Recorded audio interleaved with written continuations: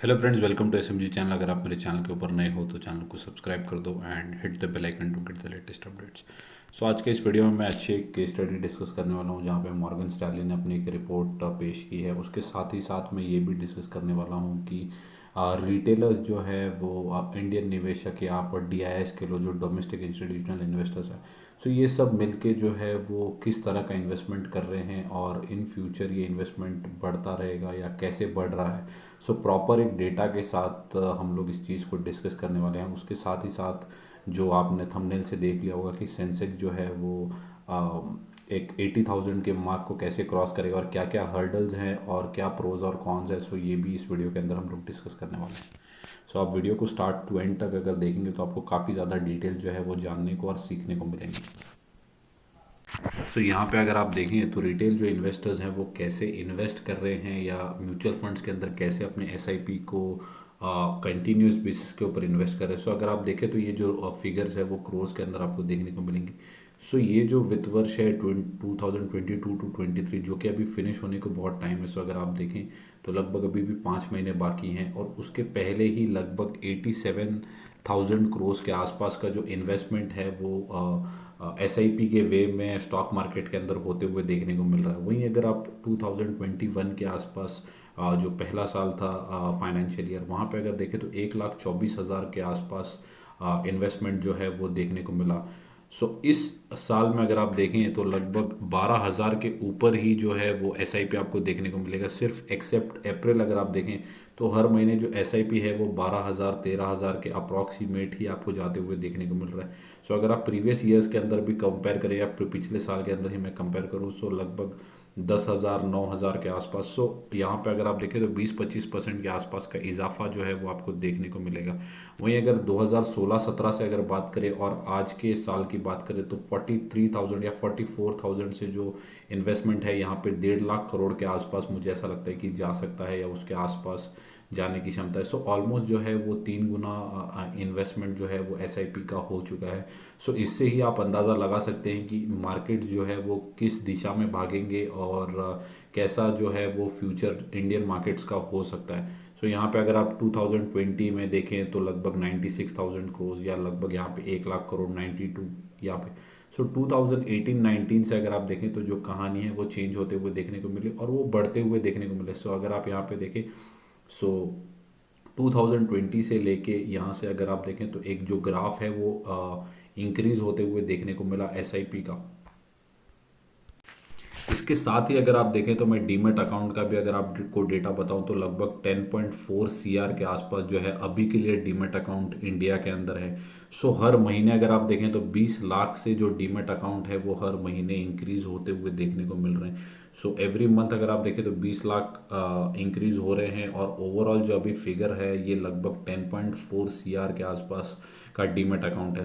SIP के अंदर भी आपको इंक्रीमेंट्स देखने को मिल रहे हैं और उसी के साथ डीमेट अकाउंट भी जो है वो आपको इंक्रीज होते हुए। अगर आप देखें पहले सिर्फ 4 करोड़ के आसपास ही डीमेट अकाउंट थे लगभग कोविड के पहले, बट कोविड के बाद अगर आप देखें तो लगभग 10 साढ़े 10 करोड़ के आसपास के जो डीमेट अकाउंट्स है वो आपको देखने को मिले। एक साल के अंदर ही लगभग 100 to 150% के आसपास की जो बढ़त है वो डीमेट अकाउंट्स के अंदर देखने को मिली और वही जो है वो आपको एसआईपी के अंदर भी देखने को यहाँ पे मिल सकती है। यही जो डेटा है वो मैं आपके साथ शेयर करना चाह रहा था। कहाँ आपको देख रहा है कि लगभग 3,000 करोड़ 4,000 करोड़ इन्वेस्ट कर रहे थे और यहाँ पे अगर आप देखें तो लगभग 12,000 करोड़ के ऊपर जो है वो एसआईपी जाते हुए देखने को हर महीने आपको मिल रही है। डीआईएस के पास पैसा आएगा तो पैसे को क्या करेंगे, होल्ड थोड़ी करेंगे, उसको स्टॉक मार्केट के अंदर इन्वेस्ट करेंगे। आप एक खुद एक अगर इन्वेस्टर हो या आप खुद एक अगर म्यूचुअल फंड हो, अगर आपके पास 12,000 करोड़ के एसआईपी आ रही है तो आप क्या करोगे, बाय ही करोगे, पैसा होल्ड तो नहीं कर सकते, आप उसको बाय करोगे।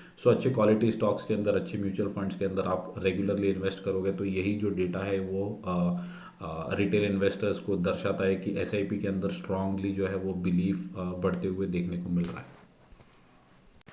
अब बात कर लेते हैं मॉर्गन स्टैनली की रिपोर्ट की जो कि अभी आई है थोड़े टाइम पहले। यहाँ पे अगर आप देखें तो BSC is expected to hit 80,000 by December 2023 in India.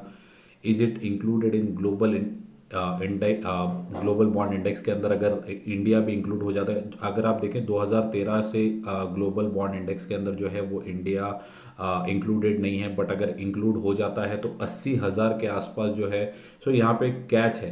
तो अगर आप देखें तो अगर ग्लोबल बॉन्ड इंडेक्स के अंदर इंडिया अगर शामिल हो जाता है तो आपको जो है वो 80,000 का लेवल, क्योंकि इन्फ्लो जो है वो पैसों का इन्फ्लो मार्केट के अंदर बढ़ जाएगा, तो ऑटोमेटिकली अगर अच्छी कंपनीज के अंदर इन्वेस्टमेंट होगा तो कंपनीज से ही एक इंडेक्स बनता है। तो जितना ज़्यादा इन्वेस्टमेंट आपको कंपनीज के अंदर देखने को मिलेगा, इंडेक्स उतना ही ज़्यादा पंप होते हुए आपको देखने को मिलेगा। बट इसके साथ अगर आप देखें तो prices of commodities including oil and fertilizers corrected sharply. So ये एक अच्छा फैक्टर है कि फर्टिलाइजर्स और ऑयल के जो प्राइजेज है वो कम होंगे, कमोडिटीज़ के प्राइजेज जितने गिरेंगे मार्केट्स के लिए और कंपनीज के लिए उतना ज़्यादा अच्छा है, क्योंकि बहुत सारी कंपनी जो है वो इन चीज़ों के, इन कमोडिटीज़ के ऊपर रिलाई करती है, तो इससे जो है उनके मार्जिन के अंदर सुधार देखने को मिलेगा। उसके साथ ही अगर आप देखें तो 25% के आसपास जो है earning growth compounding at 25% annually over, अगर आप देखें तो 2022 से लेके 25 तक।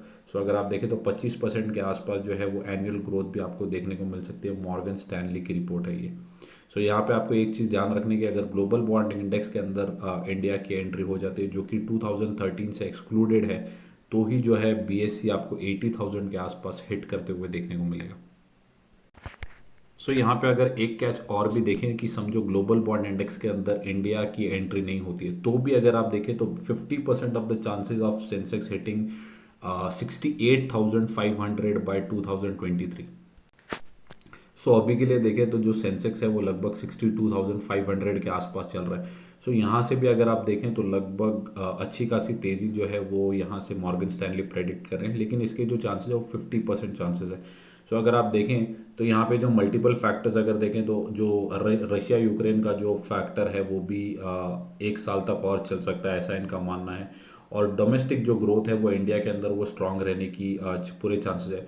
और यूएस को जो है वो रिसेशन को भी कंट्रोल में करना है, और अगर वो जो इंटरेस्ट रेट है उसको अगर स्लोली स्लोली बेसिस के ऊपर अगर इंक्रीज करेंगे तो ये काफ़ी ज़्यादा अच्छा देखने को मिल सकता है फॉर इंडियन मार्केट्स।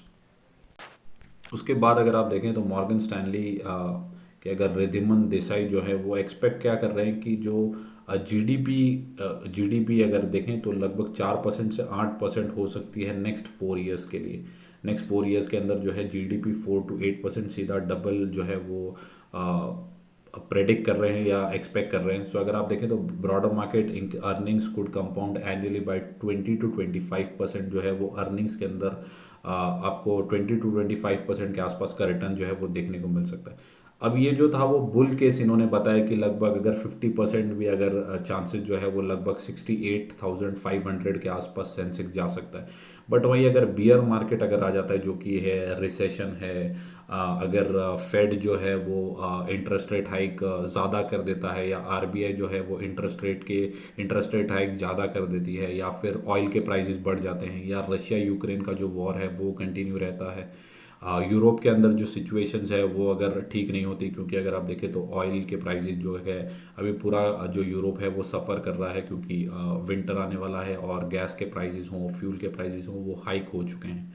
सो अगर बियर सिनारियोज में अगर आप देखें तो Sensex dropping to 52,000 if commodity prices remain elevated, central banks tightening aggressively and recession in US, Europe and drag Indian down market. क्योंकि अगर ग्लोबली मंदी आएगी या फिर काफ़ी ज़्यादा गिरावट देखने को मिलेगी तो इंडिया अकेला एक ऐसा कंट्री नहीं है जो खुद के दम पे आउट परफॉर्म करके दे सकता है, because still now we are dependent on multiple conditions on to the global scenarios in the world. काफ़ी कंट्रीज़ के ऊपर हम लोग रिलाई करते हैं in terms of raw materials. सबसे बड़ी दिक्कत तो हमारी कच्चा तेल है, क्योंकि क्रूड ऑयल के ऊपर काफ़ी ज़्यादा डिपेंडेंट है, और उसी वजह से जो है हमारा फिजिकल डेफिसिट या हमारा बजट का सबसे ज़्यादा हिस्सा जो है वो क्रूड ऑयल के ऊपर डिपेंडेंट है। So there is 20% probability of this. So अगर आप 20% की प्रोबेबिलिटी जो है वो अगर आप देखें तो बियर मार्केट के आने की है, और अगर आप यहाँ पे देखें तो वो 52,000 के आसपास जो है वो बीएससी जा सकता है। सो ओवरऑल मैं अगर कहूँ रिपोर्ट के बारे में तो आपको जो है वो ऑप्टिमिस्टिक ही इंडिया के बारे में रहना है, बिकॉज इंडिया काफ़ी ज़्यादा स्वीट स्पॉट के अंदर अभी के लिए देखने को मिल रहा है। सो आपकी जो भी एसआईपी है और क्वालिटी स्टॉक्स के अंदर आप बाय ऑन डिप्स की अगर स्ट्रैटेजी अपना के अपने पोर्टफोलियो को इंक्रीज कर रहे हैं, सो वो जो स्ट्रैटेजी है आप उसके ऊपर वर्क करिए, चाहे मार्केट ये जो आप टाइम स्पैन देख रहे हैं एक साल का, सो हो सकता है कि मार्केट ऊपर भी जाए या बीएससी नीचे भी जाए, इंक्लूडिंग निफ्टी और जो भी अच्छे क्वालिटी स्टॉक्स हैं। सो हो सकता है अपसाइड भी हो, डाउन साइड भी हो, based on the global conditions या इंडिया के भी कुछ फैक्टर्स मैटर करते हैं। सो बट मुझे ऐसा लगता है कि longer period of the time जो है वो इंडिया आउट परफॉर्म करने की पूरी क्षमता रखता है, एज़ पर हमारा जो पॉपुलेशन है और स्किल्स डेवलपमेंट के ऊपर भी काफ़ी ज़्यादा काम अक्रॉस इंडिया हो रहा है। सो इंडिया एक एमर्जिंग मार्केट्स है जहाँ पे अच्छे खासे, अगर आप अभी के लिए अभी महीने की बात करें तो लगभग 12,500 करोड़ की जो इनफ्लोज हैं वो भी एफआईज की तरफ से आते हुए हमें देखने को मिले। सो ये कुछ कुछ अच्छे पॉइंट्स हैं जो कि इंडिया के ऊपर काफ़ी ज़्यादा ऑप्टिमिस्टिक एक पर्सपेक्टिव क्रिएट करता है। सो आप जितना longer period of the time quality stocks को होल्ड करेंगे तो आपको काफ़ी ज़्यादा बेनिफिट जो है हो सकता है। सो ये थी मेरी रिपोर्ट ओवरऑल। अगर आपको वीडियो अच्छा लगा होगा तो वीडियो को लाइक कर दो एंड चैनल को सब्सक्राइब। Thank you guys.